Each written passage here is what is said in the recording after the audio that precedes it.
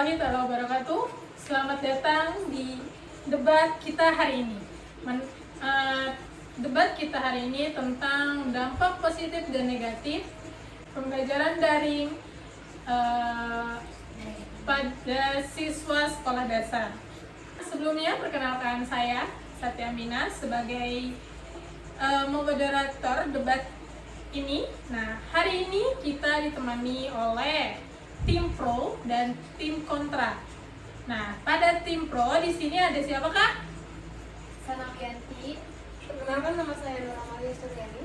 Oke, selanjutnya di sini ada tim kontra. Ada siapa, Kak? Perkenalkan, nama saya Nuraini Putri. Saya Dede Sarah. Untuk tim pro di sini dia akan membahas mengenai tentang manfaat pembelajaran daring. Nah, sedangkan tim kedua atau tim kontra dia akan membahas tentang tantangan dan dampak negatif dari pembelajaran daring itu sendiri.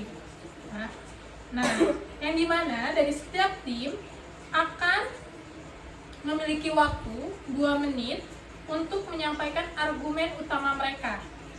Diikuti dengan sesi tanya jawab dan kesimpulan.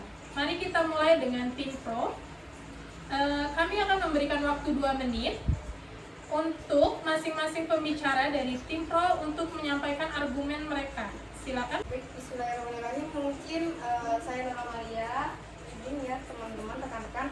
Ternyata daring itu yang pertama itu efisien waktu, ya kan? Jadi kita nggak perlu capek-capek menuju ke lokasi yang kita mau menuntut ilmu gitu, atau yang mau kita pelajarin gitu. Terus yang keduanya itu mungkin sebagai seorang guru gitu, jadi kita bisa lebih kreatif lah, menciptakan media atau model-model pembelajaran dari apa yang kita mau sampaikan. Terus kalau negatifnya yang saya lihat-lihat sih mungkin yang pertama, anak-anak jadi malas ya, yang biasanya mungkin menjadi bangun siang sekarang biasanya pagi gitu kan. Terus kalau misalnya itu kebanyakan main HP, kadang HP juga bukannya digunakan untuk daring yang benar-benar gitu, malah main game. Alasannya apa? Buat belajar bunda. Itu sih mungkin dampak negatifnya. Terima kasih pembicara 1. Sekarang silakan dilanjut ke pembicara 2. Ini menambahkan ya, mungkin dampak negatifnya juga bisa dari jaringan. Lalu orang tuanya tidak punya uang, Tidak punya handphone atau laptop, fasilitasnya kurang memadai. Seperti itu. Atau kayak media-media sosial kayak ada kan kita Jadi dia tuh kayak lebih Cara menggunakan dia tentang software, penggunaan software, tentang teknologi. lebih digitalisasi. Iya. Digitalisasi. Terima kasih untuk tim pro atas argumentasinya. Nah, sekarang kita lanjut beralih ke tim kontra. Bagaimana argumen dari pembicara 1?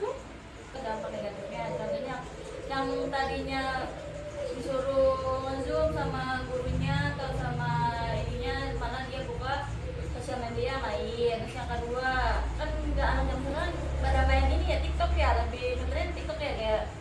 Terus dia bukannya ngerjain tugas, dikasih tugas sama guru, dia malah main scroll TikTok. Dampak positifnya, misalnya kita kan biasanya anak SD harus berangkat tuh ya ke sekolah. Nah itu kan perlu biaya juga kan. Jadi kalau misalnya daring itu di rumah paling cuman HP doang kan. Di rumah biasanya ada wifi, pakai kuota gitu kan. Dan itu biasanya cuman sebulan berapa sih paling gitu, nggak setiap hari gitu ya.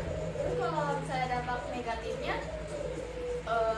nggak bisa interaksi langsung sama teman-teman kelasnya kan. Jadi nggak interaksi sosialnya tuh nggak ada gitu. Oke, terima kasih untuk tim kontra. Sekarang kita lanjut memasuki sesi tanya jawab. Masing-masing tim dapat mengajukan pertanyaan kepada tim lawan. Pertama, pada tim pro, apakah ada pertanyaan untuk tim kontra? Bagaimana cara kita, tugas atau peran sebagai orang tua di rumah untuk mengawasi anak kita belajar daring di rumah itu gimana sih gitu?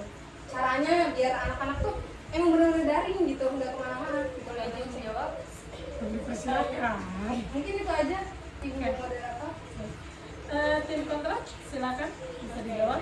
Pertama itu kita harus benar-benar standby tuh di depan di samping anak tuh perhatian anak itu kalau itu anak itu benar belajar daring kan. Terus yang kedua, jadi kalau anaknya misalnya nih orang tuanya benar sedikit, nah anaknya harus punya tantangan dari orang tua punya tantangan dari ke anaknya, misalnya kamu mama tinggal sebentar ya, tapi kamu harus gitu kan ya. Nah itu biar anak itu punya, oh iya tadi kan orang tuaku nyuruh aku suruh ini gitu. Tapi kalau menurut aku sih sebelum main HP kayak dari gitu harus orang tuanya ngasih terus gitu nggak sih, biar aturan atau aturan gitu biar tertata, biar anaknya itu tahu yang jangan sama boleh sama nggak bolehnya gitu. Biar nggak, ya udah dari itu daring aja belajar, nggak buka-buka game yang lain gitu atau buka YouTube gitu. Biar fokus sama pembelajarannya itu. Nah itu bisa juga tuh ditambahin kan, kayak kata ini kan harus dibikin ini ya, kayak bikin apa tadi Kak? Iya aturan, tapi harus ada ininya juga orang tua tuh harus stay di situ gitu, nggak bukan? Kadang ada orang tua yang dua-duanya kerja. Nah itu gimana tuh? Ya ada guru privat datang kan ya, jadi benar-benar pokoknya benar-benar harus ada tuh di rumah tuh, harus ada orang yang ngawasin dia gitu. Orang tuanya tuh laporan ke guru kelasnya. Kalau anak SD kan tinggalnya tuh rumahnya nggak jauh-jauh kan, pasti kadang ada yang deket cuma berapa meter. Nah, soalnya tuh kalau misalnya orang tuanya pergi kerja, pasti ada orang tua temennya yang kasih tahu gitu atau menjagain gitu. Bilang nih ada hari ini gini, ada yang kasih tahu biar si anak ini walaupun nggak ada orang tuanya tuh ada orang tua temannya ini terpantau gitu, jadi nggak ditinggal sendiri gitu. Apalagi kan masih anak SD gitu, kadang lupa lah kalau main inilah keluar kemana-kemana. Nah, baik, terima kasih kepada tim kontra atas jawabannya. Nah sekarang giliran dari tim kontra, apakah ada yang mau ditanyakan kepada tim pro? Nah, kalau dari itu apa aja sih Kak manfaatnya? Manfaatnya bisa fleksibilitas waktu, terus efisien, biar tahu teknologi mungkin ya manfaatnya. Jadi anak-anak tuh nggak gaptek. Iya, terus di situ itu mungkin bisa ladang cuan juga ya kalau misalnya anak-anak yang kreatif. Ya, istilahnya bantu-bantu orang tua mungkin, orang tuanya yang susah atau gimana, entah desain atau apa gitu kan. Terus sama menumbuhkan kreativitas dalam hal teknologi sih. Kan kalau anak sering main handphone ya, dia lebih nggak menjaga kesehatan matanya ya. Kurangnya tuh ya itu membuat mata kita minus. Nah itu gimana Kak? Mungkin kalau misalnya itu kita mewanti-wanti sebagai orang tua, sekarang itu kan ada Google tuh. Google itu bisa disetting ke setelan orang tua. Jadi kita tuh mantau misalnya anak-anak kita tuh nyampe jam berapa nih, misalnya nyampe jam 7 malam megang HP, ntar kita matiin dari HP kita, ntar otomatis HP-nya mati.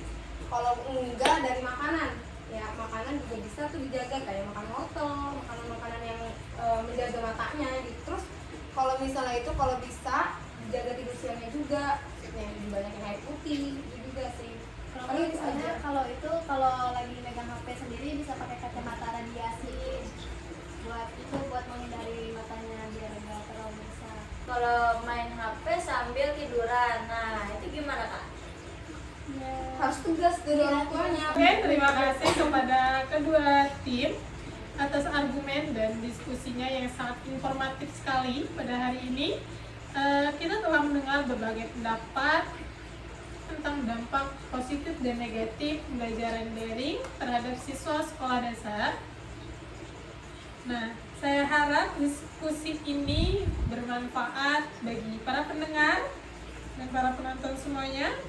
Terima kasih telah bergabung di diskusi kami kali ini. Sampai ketemu di diskusi selanjutnya. Assalamualaikum warahmatullahi wabarakatuh.